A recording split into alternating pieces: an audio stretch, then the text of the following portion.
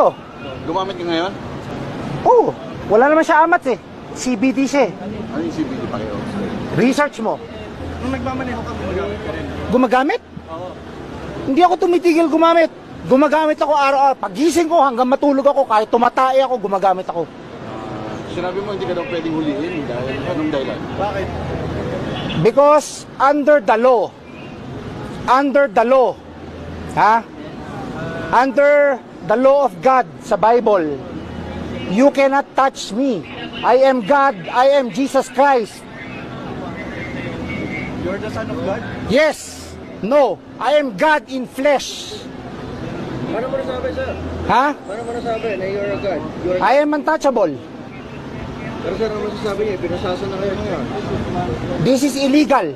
Kasi, You have nothing against me. You cannot touch me. I am Jesus Christ. sir, ano ba? Lahat kayo, lahat ng kaluluwa nyo akin. Anong religion niyo, sir? Wala akong religion. God lang, God. God. Wala akong religion. Kaano-ano niyo si Mama Mary? Nanay ko, I am the law. Bakit hindi godly? Ako nagde-decide, hindi kayo. Amen.